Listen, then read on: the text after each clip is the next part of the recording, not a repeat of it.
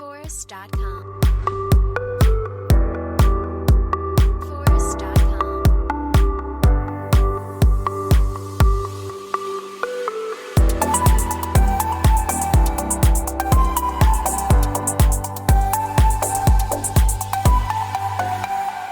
Forest.com.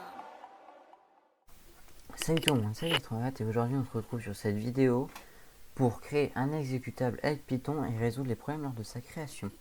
Donc j'utilise Python en V5 et comme interprétateur j'utilise Python en 3.11.15 et je programme en UTF-8.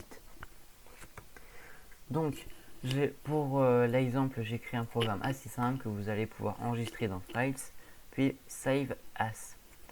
Donc selon l'IDE cela peut se faire de différentes manières. Mais une fois enregistré, vous allez pouvoir ouvrir votre console. Donc vu que je suis sur Spider, je mets Anaconda prompt.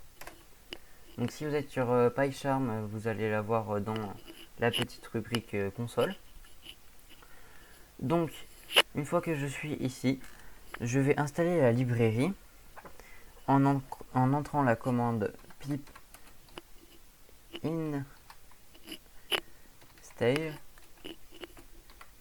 py installer. Désolé. Install. Puis vous allez confirmer. Selon la puissance de calcul, le chargement peut être plus ou moins long.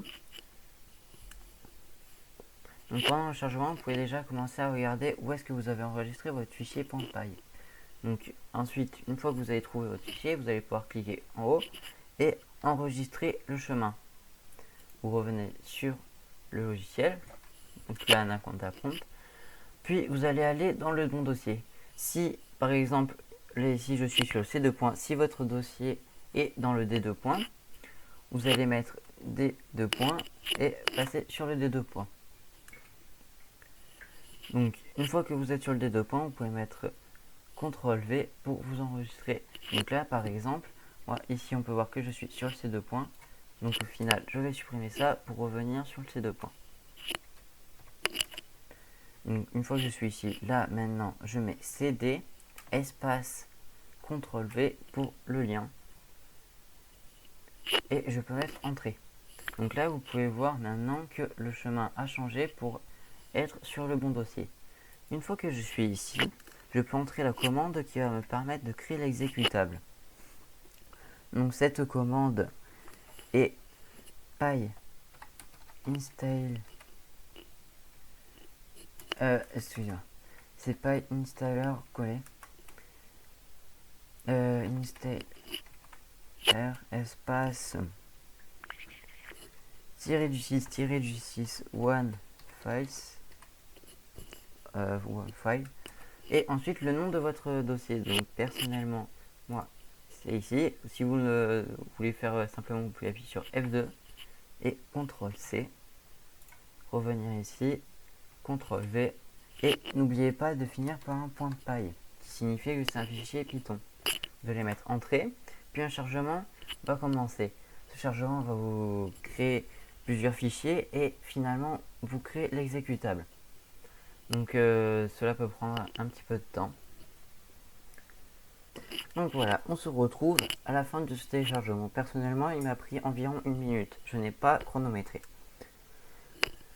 Donc une fois que vous avez fini, il est possible peut-être que le téléchargement ne s'est pas effectué correctement et vous a affiché un message d'erreur. Personnellement, au départ, j'ai eu une erreur. Cette commande est celle-ci. Cette erreur était celle-ci. The passlib package is an obsolete backport of a standard library package and is incompatible with PyInstaller. Puis il va vous demander de le supprimer en vous fournissant le chemin d'accès. Donc tout simplement vous allez copier le chemin d'accès, l'entrée ici, puis aller supprimer le fichier en question. Personnellement c'était passlib. Donc sinon, une fois que j'ai enregistré que les fichiers ont été créés, je peux supprimer la fenêtre.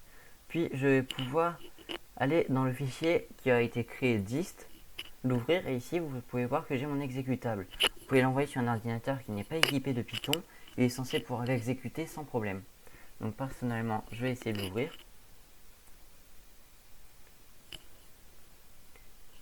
Donc personnellement moi aussi je suis sur Avast, peut-être une erreur je crois.